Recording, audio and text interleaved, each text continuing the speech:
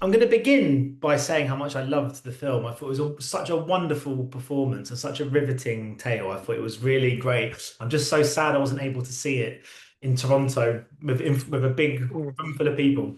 But I thought it was really good. Thank you. Thank you so much. Thank you. I mean, so It means so much. how was it in Toronto? I mean, how enjoyable is it when you make films to kind of share it with viewers from around the world and see how different parts of the world kind of respond to the film, especially a film like this that speaks to such a kind of global experience. This isn't limited to any one place, this story.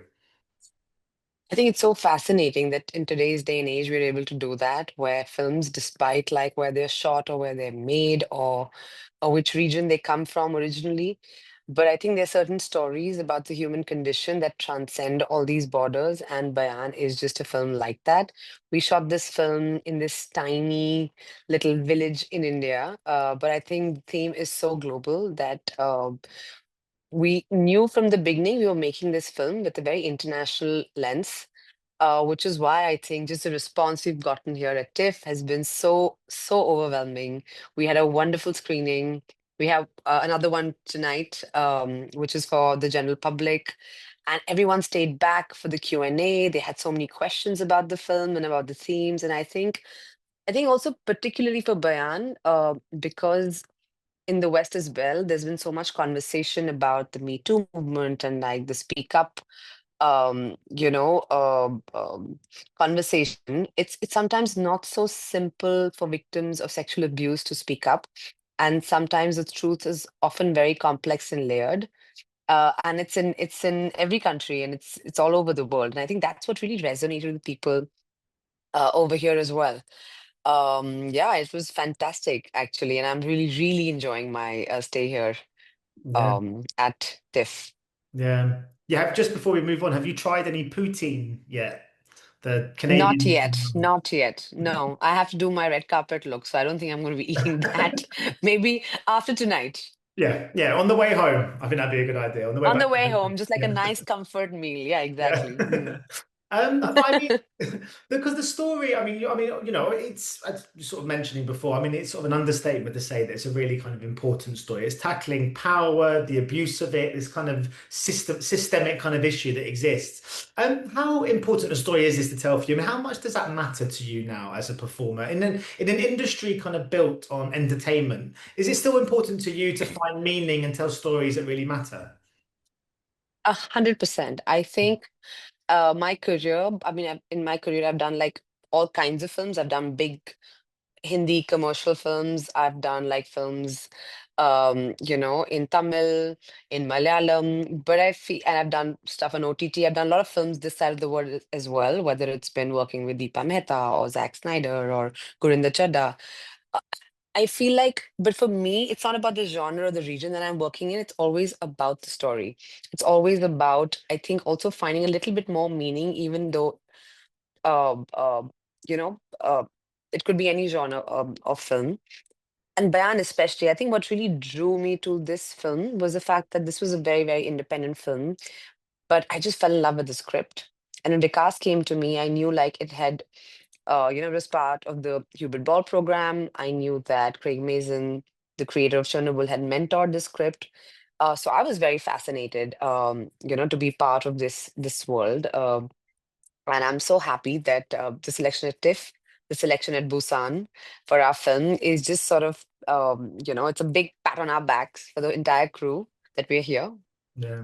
In terms of like telling stories that do carry meaning and do carry kind of importance, do you find there's a kind of responsibility that comes with that? Isn't that something you kind of learn over time that with telling big stories comes that kind of sense of A responsibility? hundred percent. Hmm. 100%. And I think as artists, we have to be responsible to the times we're living in. I feel like just any work that we're doing today stays for posterity. And hence, like, I don't want to do anything that after 10 years from now or 20 years from now, people are going to look back and be like, ew, that was just, I don't know, cringe. I do want to be able to have a legacy and build a body of work that transcends. Across time, and it's in finds a relevance and it's on the right side of history. I take that responsibility as a female actor who's leading films now very, very seriously. I feel like that's something I want to do. That's something that resonates with me deeply as a performer. And I do want to tell stories that are about empathy and about greater humanity. And it's talking about certain social issues with a lot of like uh, patience and a worldview. I think that's extremely crucial to me. Mm. I watched the film on Friday, and I was actually doing another interview last Friday, so with Jessica Chastain, and it was for an Apple Hmm. TV show called The Seventh. And both Hmm. stories were strong female lead roles who were kind of detectives going after kind of abusive, kind of power-driven, male-orientated Hmm. systems. And I watched both of them on the same day, which is quite interesting. It got me kind of thinking that do you think that there has been a kind of a wind change in regards to having like because it didn't feel abnormal to me now to see kind of such strong female characters and wonderful actresses bringing them to life on screen. From your perspective within the industry, do you think that those roles like this feel more accessible and available now to you than they might have a few years ago? I think so. I think, I mean, I tasted blood when I did Leila for Netflix with Deepa Mehta, and I think I did this show called Maharani in India, which is hugely successful. We're now in season 4 of that show, or any of the other films that I've done, which are available, like Tarla Dalal or Monica or My Darling. I mean, no matter what I'm trying to do, I feel like these are important stories with really strong, authentic, living, breathing, three-dimensional women. They talk about different facets of the female experience. And I really want to be part of projects that talk about this female experience in a very 360 sort of a way. And absolutely, I think it's a really great time for performers, female actors from different parts of the world to be leading projects, telling their stories, telling their truth. And what's wonderful is that they all have the same thread, that ties them together. So you could be watching a film from India or from like, I don't know, Norway or wherever, like I'm saying America, and they talk about same issues. Maybe the nuances change because geographically our cultures are different, but the underlying human condition experience is so similar, and that's so fascinating. Like you could watch a film like Bayan, and you would get it, and it'll be a different culture, but you get the themes because the human condition is the same everywhere. And I mean, like I experienced this actually in my first film, Gangs of Wasseypur, which went to Cannes. And Gangs of Wasseypur, of course, is this. I mean, it's this wonderful film, which is a two-part movie, and it's about these gangsters in Bihar. But when I saw that film at Cannes, I was like, oh my God, like, this is so special because people in Cannes are responding to the story the same way that people in India are responding. So there's something that I guess transcends language even. And it's great because we can now tell these stories which are so territory agnostic. Yeah. I was going to ask too. I mean, because you, in terms of talking about things that are kind of culturally similar, there's one theme in this I thought that was very similar to what we get in England when it comes to kind of detective shows, which is the second you set a kind of detective kind of premise in a small town, they it kind Hmm. of it just works as such a wonderful kind of setting for that kind of story. There's in that kind of contained Hmm. environment where everybody knows each other. What do you think it is about that kind of quite small town setting that works with Bayan so well, but just also really helps work the kind of the detective kind of genre. Yeah, works so well as well. And I think it's just about the fact that sometimes, community is so important to us as people, but community offers a lot of comfort. But at the same time, communities, if they don't evolve, they can also be extremely toxic and extremely like they can tie you down and be regressive. And I think these kind of shows, detective shows, when they're set in the small town, I know a lot of British shows, I mean, do that genre really well. They go and explore like different facets of the problem. And I feel like it helps us see in a microcosm what globally sort of really takes place. And I think that's what's so interesting. And all these characters are so identifiable in that setting because you do know people like that around you who respond in that way. I mean, it really explores systemic patriarchy very, very beautifully, and it shows how everyone is a part of the problem. Even within a family or within society or neighbors or someone you work with. Like in Ruhi's case, I mean, you see her relationship with her father, with her superiors, with people who work under her, with the women she's interrogating, and it just sort of makes you see that world from a very 360 sort of a way. Mhm. And I think so much of the film is not what is said, it's kind of what's unsaid. And I think acting by its very nature is about kind of expression, or so we're led to believe when we kind of first sort of, start getting into it at school and stuff like that. So I was wondering if you could kind of talk to the challenges of displaying this role in such a subtle, very internalized way, and how different that is to some of the other roles you've played. Well, I was very clear that I did not want to play a female cop detective in a very masculine sort of a way, just because I feel like what was really important to me, that this is a woman and she is able to solve this case, not in spite of being a woman, but because she's a woman. And the things that, which are very, very feminine qualities, like her vulnerability or her empathy, these are actually the means to which she actually manages to solve this case. She doesn't even carry a gun, in the whole film, and yet she's able to be extremely courageous and be extremely strong in situations that many, many people would often crumble in. And I think that for me was the most challenging and the most rewarding part of playing this character. Yeah, this is such a great role. There's so much for you to kind of get your teeth into. But yeah, because you were speaking recently of the Right. kind of the kind of importance of taking control of your own life choices and your own narrative. I was wondering if that is that quite a liberating place to get to, but was it quite a difficult place for you to get to? No, actually, it was all in the script. I when I read it, I just immediately responded to it because I'm like, oh my God, there's so much for me to do as an artist, as an actor. That's so, like you said, it's so juicy. Like I wanted to sink my teeth into it.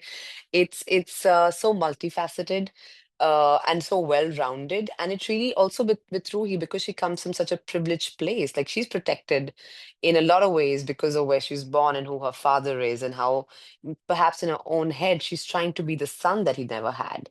And she doesn't really understand when she comes to the small town why these women are not speaking up, because for her it's the most natural thing to do, but for them it's a really big privilege, and she does not at the beginning of the film understand her own privilege, but as the film progresses she understands the complexity of the situation. And I think what's really nice is kind of a coming age for her, as well as solving the crime. It's a thriller in that sense because it's crime procedural. So yeah, it was there was and honestly, it was all there in the script. So I just had to just go read my lines, do my part, and just show up, I guess. We met years ago in London. I think it was. I never. Is it Viceroy's house? I said that right. Viceroy. Yes, Yeah, yeah, yes, yes. yeah. Viceroy's house. Yes, Yeah, yeah. Which a I great remember film. that. Yeah, yeah. Thank you. And I obviously saw you again. Sort of obviously working with Zack Snyder as well. So I know you have kind of made films in the UK and the US. Is that something that you're keen to kind of explore more in your career? And obviously not that you need to. There's such a wealth of rich storytelling to make in kind of India. But did you enjoy your experiences making films all around the world? I did, and I think I want to do more of them because I'm a greedy actor. I want to do everything. I want to be able to do like a really cool show on Netflix that just people all over the world can see at the same time. I do want to work more in the UK, in the US, because I feel we are living such an interesting time where you are able to work with talent from different sides of the world and create some unique pieces of stories. Also because because of social media, because of how the way the world is moving, our worlds are really shrinking and colliding, and it's throwing up so many different possibilities and so many different stories, and I want to be part of that new kind of storytelling, which is, like I said, territory agnostic. It doesn't really matter where it's shot. Like I would love to shoot a tiny film like Bayan that travels. I would love to do a big, I don't know, movie like Army of the Dead, where you just have actors from all over the world just working together and speaking the way we speak and doing things the way we do, and introduce each other to our cultures and who we are as people.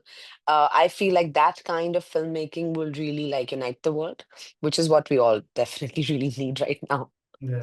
It just because I'm sort of Mm. coming towards the end of the time, but you were sort of mentioning before about, kind of wanting to maybe make films, maybe in the US, UK, US and whatnot. Do you give yourself kind of marks to hit in your career? Have you often given yourself kind of milestones you want to reach and targets you want to get to? Wow. Take it as it comes. I don't know. I mean, like I said, I'm a greedy actor. I mean, there are no specific milestones, but yes, they're definitely like people I want to work with. I definitely feel every few years I want to challenge myself as an actor. So I would love to maybe come to the UK or the US and maybe completely do a character that you see beyond how she looks. I do want to do mainstream work in the West. where I'm cast not as token brown parts, but as actual lead of something, which is telling stories which are for everyone. And I want to make films out of India, which are not just doing poverty porn and showing the problems of India and whatever, but also that the solutions also come from within people from India. So I want to do a bit of both, to Yeah. be honest. Mm.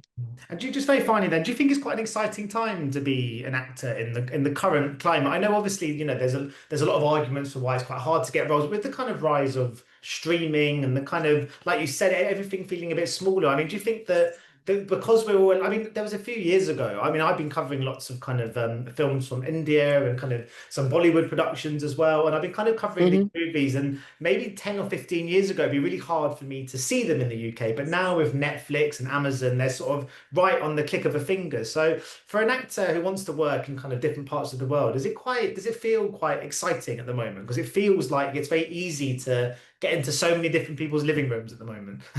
Right. Like, I mean, I'll tell you a story. Like, literally a few weeks ago, I was chatting with a New York casting director, and we were having a Zoom like this, like how you and I are chatting right now. And she was like, "Oh, I love your work. I've been following you for years." And I was like, "What?" And this was the first conversation we had. And I was so honored and flattered and humbled. I was like, and astonished actually. I was like, really? Like, because, I mean, I'm working in India, I live in Mumbai, and I'm doing the work, and somebody sitting in New York is able to follow my work for years. And I thought that was very, very interesting because sometimes, we just do films and then they release and you don't really know how they're traveling or which streamer has sold territory rights in which region and who's really watching your content. But it's amazing that we are able to sort of watch films and shows from all over the world. And like I said, I think it'll be very, very silly to just work in one region when sky can be the limit, for an artist. And I do feel like if you want to tell stories that unite us, we have to work with more diverse people, and we have to normalize seeing different kinds of people on screen with their different lived experiences. So whether it is a brown person's experience or anybody from any different part of the world or a queer person's experience, I feel like these stories have to be part of mainstream popular culture Mm, and have to be normalized. yeah. Well, I think what you're doing is wonderful Mm. work, and I hope to see more of your stories on the screen for years to come. Oh, But thank you Stefan, so kind. Thank you. thank you so much for speaking Thank to me you. today, and enjoy it. Honestly, on the way home when you've been to the premiere and to the parties tonight, poutine is always good. Thank you. Always And good. water. Yeah, of course. Yeah. Hydration.